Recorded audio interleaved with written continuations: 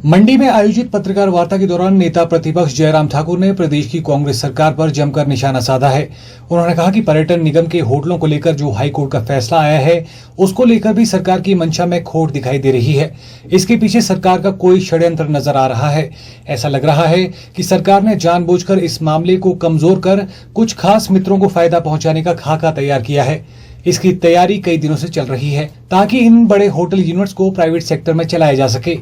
नेता प्रतिपक्ष जयराम ठाकुर ने कहा कि इस मामले को लेकर सरकार को डबल बेंच में जाना चाहिए और होटलों को बंद करने से पहले सरकार को अपना पक्ष रखना चाहिए।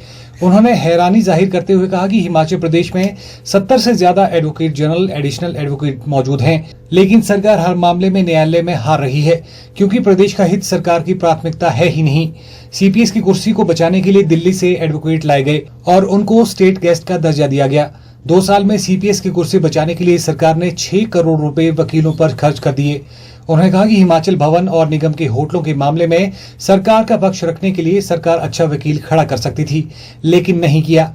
आने वाले समय में पता नहीं क्या क्या नीलाम होगा। हैरानी की बात है कि रिपोर्ट जो दी गई उसमें कहा गया कि ये प्रॉफिट मेकिंग नहीं है, ये लॉस मेकिंग है, इसलिए ये सफेद हाथी हैं और इनको बंद करना चाहिए।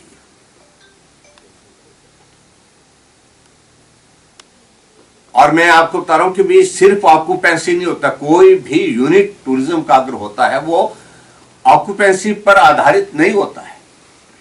बहुत सारे यूनिट ऐसे हैं जहां ऑक्यूपेंसी कम होती है लेकिन उसके बावजूद प्रॉफिट में है, क्योंकि वहां पर रेस्टोरेंट चलता है, वहां पर बार है तो बार चलती है, वहां पर मैरिजेस होती हैं, प्राइवेट फंक्शंस होते हैं, गवर्नमेंट फंक्शंस होते हैं, वहां से कैटरिंग होती है, वो प्रॉफिट में होते हैं। लेकिन जानबूझ करके ये सिर्फ ऑक्यूपेंसी का जिक्र करके जो है वो दिया गया, वहां पर जो जानकारी दी गई, इसके पीछे एक बहुत बड़ा षड्यंत्र लगता है, बहुत बड़ी साजिश लगती है। क्योंकि हम हिमाचल प्रदेश में देख रहे हैं पिछले 2 वर्ष से जब से कांग्रेस पार्टी की सरकार बनी है, वो सारे होटलों को, टूरिज्म के होटलों को लिस्ट आउट कर रही है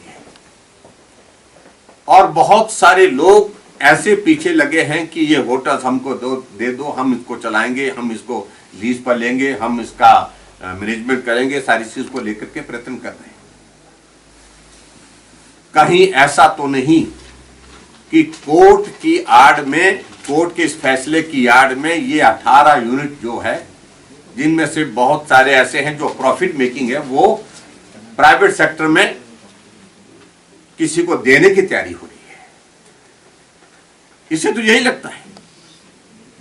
और ये मैं कह सकता हूं कि हिमाचल प्रदेश के इतिहास में एक बहुत बड़ा कि इस तरह का एक फैसला होगा जो हिमाचल बेचने की अगर बात कहते हैं तो उस पर मोहर लग जाएगी। इस बात को मैं कहना चाहता हूं, तुरंत करना चाहिए, गवर्नमेंट को करना यह चाहिए। तो इसमें जो है वो डबल बेंच में जाना चाहिए। 25 तारीख डेट दे रखी है, 25 तारीख से बंद करने की बात कही है और इनको बंद करने से पहले ही डबल बेंच में जाकर के अपना पक्ष रखना चाहिए। हम इस बात को लेकर के हैरान है कि हिमाचल प्रदेश में 70 से ज्यादा advocate general, additional advocate, deputy advocate general, assistant advocate general, सारी इस तरह की कैटेगरीज भरी पड़ी हुई है। लेकिन सरकार हर मामले में जो है वहां पर कोर्ट में हार रही है और उसकी सबसे बड़ी वजह कि सरकार की प्राथमिकता ही नहीं है स्टेट के इंटरेस्ट को वॉच करना। आप सीपीएस की कुर्सी को बचाने के लिए दिल्ली से एडवोकेट ला रहे हैं, उनको स्टेट गेस्ट का दर्जा दे रहे हैं और उनको होटल सीसिल के अलावा जो है बड़े होटलों में, शिमला में उनको ठहराव उनका हो रहा है, उनको ठहराया जा रहा है। मेरी जानकारी के मुताबिक 6 करोड़ से ज्यादा पैसा वकीलों को सीपीएस की कुर्सी को बचाने के लिए शिमला में ही हाईकोर्ट में जो पेशी अभी तक हुई है उसमें 2 साल में जो है, पौने 2 साल में उन्हें दे दिया है। तो अच्छे वकील ला करके आप जो हिमाचल भवन के मामले में जो कोर्ट का फैसला आया उसमें खड़ा कर सकते थे, लेकिन नहीं किया गया। सरकार का पक्ष रखने के लिए खड़ा कर सकते थे वकील वहां पर, लेकिन नहीं किया गया। ये जो टूरिज्म के मामले को लेकर के अच्छे वकील को खड़ा किया जा सकता, लेकिन नहीं किया गया। लेकिन सिर्फ सरकार को बचाना, कुर्सी को बचाना, सीपीएस को बचाना, यह प्राथमिकता रहेगी वर्तमान सरकार की। और हालात इस प्रकार के बन गए हिमाचल प्रदेश में कि हिमाचल भवन नीलाम होने के साथ साथ में 18 होटल टूरिज्म कॉरपोरेशन के बंद करने के आदेश के साथ साथ में आने वाले समय में मालूम नहीं क्या क्या नीलाम होगा। और एक तरह से हिमाचल प्रदेश ही नीलाम करने की स्थिति में कांग्रेस पार्टी आ गई है, कांग्रेस की सरकार आ गई है।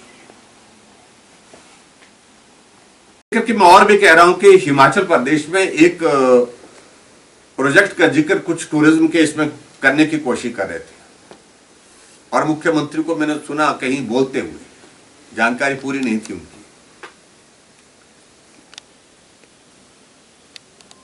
एक प्रोजेक्ट था, ब्रेकल एक कंपनी थी, और उस कंपनी के संदर्भ में बहुत सारी कंट्रोवर्सीज आई थी, और उसमें यह बताया जा रहा है कि अडानी ग्रुप का पैसा लगा है।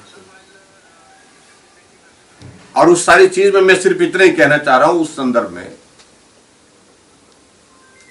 कि जब कोर्ट में फैसला आया था कि अडानी को 280 करोड़ रुपए दे दिया जाए, सिंगल बेंच का फैसला आया था ये हमारी गवर्नमेंट के द्वारा, और ये भारतीय जनता पार्टी की सरकार है। हमने कहा ये देना नहीं बनता है, जो अपफ्रंट प्रीमियम का पैसा और उसके साथ जिस तरह से सारी चीजों को लेकर के हमारी पॉलिसी है, पावर पॉलिसी है, उसके मुताबिक ये संभव नहीं है। और हमने तय किया कि सिंगल बेंच का फैसला इसको हम चैलेंज करेंगे, और हमारी कैबिनेट में डिसाइड हुआ उसको डबल बेंच में उसको ले जाने का, और डबल बेंच में हम ले गए। और आखिरकार उसमें सफल हुए कि उस पैसे को जो पहले सिंगल बेंच में जो देने की बात आ गई थी उसको हमने रोका।